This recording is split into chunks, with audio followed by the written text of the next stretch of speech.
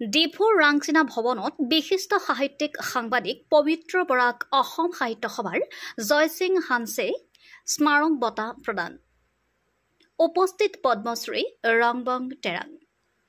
দেওবাৰে দিনৰ 12 মান বজাত ডিফুত অসম সাহিত্য সভাৰ ৰাংচিনা ভৱনত কাৰ্বি আংলং জিলা সাহিত্য সভাৰ উদ্যোগত আৰু ডিফু সাহিত্য সভাৰ সহযোগত অসম সাহিত্য সভাৰ 2023-24 বৰ্ষৰ জয়সিং হানছে বঁটা প্ৰদান কৰা হয় ডিফুৰ বিশিষ্ট সাহিত্যিক সাংবাদিক পবিত্ৰ বৰাক।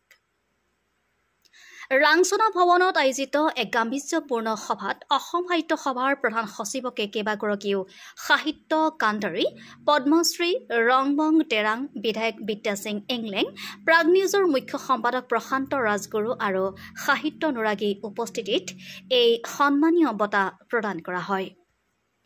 জয়সিং হানছে বঁটাত আছে প্ৰশস্তি পত্ৰ, পিতলৰ জাপি, কিতাপৰ টোপোলা, চল, নগদ ধন আৰু এখন স্মাৰক।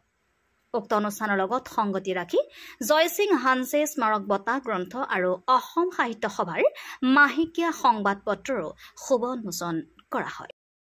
আজি 21 জুলাই তাৰিখত মোৰ শ্ৰদ্ধাৰ শহুৰদেউ নামত মোৰ শহুৰদেউ মোৰ শহুৰদেউৰ নামত প্ৰদান কৰা স্মাৰক বঁটা অনুষ্ঠানত স্মাৰক গ্ৰন্থখন উন্মোচন কৰিবলৈ পোৱাটো মই নিজকে বৰ সৌভাগ্যৱান বুলি ভাবিছোঁ। সুস্থ সময় বয়সত আজি অন্ততঃ তেখেতক ধূপ একাচি হ'লেও জ্বলাই মই আজি বঁটা প্ৰদান কৰিছোঁ। তেখেতৰ জীৱন সংগ্ৰহী লিখা গ্ৰন্থখন পোৱাটো মোৰ পৰম সৌভাগ্য। ডিফু চহৰৰ মই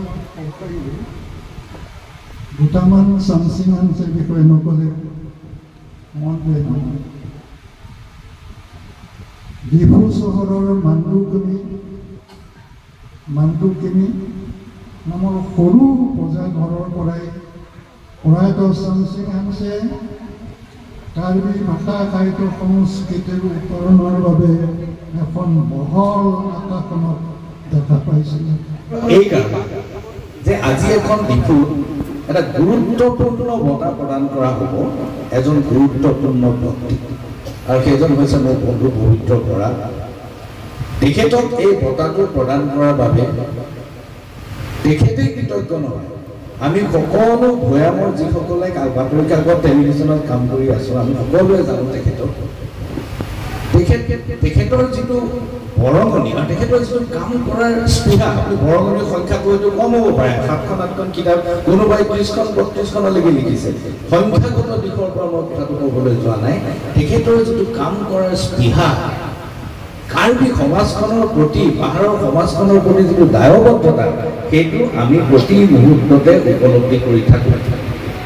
মই কৰা কামবিলাক যে পৰ্যবেক্ষণ কৰিছে আৰু সেইটো এটা মোক এটা ভাল উপলব্ধি দিছে, কাৰণ মই কামখিনি কৰি গৈছোঁ। মই কামটো কি হৈছে মই নাজানো, মই মাত্ৰ এটা জাতীয় দায়িত্ব বুলি এটা দায়বদ্ধতাৰ খাতিৰত কামবোৰ কৰি গৈছিলোঁ।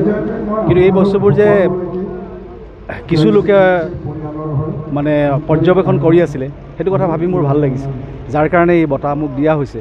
আৰু এই বঁটাটো পাই পেলাই এটাই কথা হৈছে যে এটা মোৰ দায়িত্বটো বাঢ়িছে আৰু অনুপ্ৰেৰণা পাইছোঁ।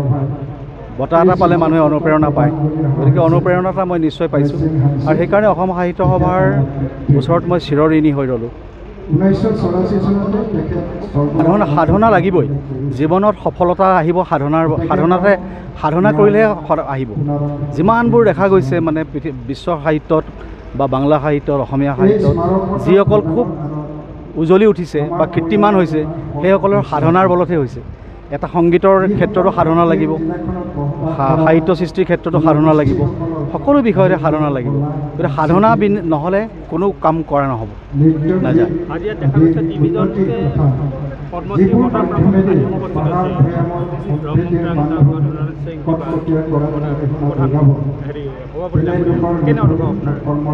ভাল লাগিছে তেওঁলোকে যে মোক উৎসাহ জনাবলৈ আহিছে, তেওঁলোকে মোক উৎসাহ যোগোৱাৰ বাবে আহিছে, মই খুব মানে আনন্দিত হৈছোঁ আৰু তেওঁলোকৰ ওচৰতো মই কৃতজ্ঞতা প্ৰকাশ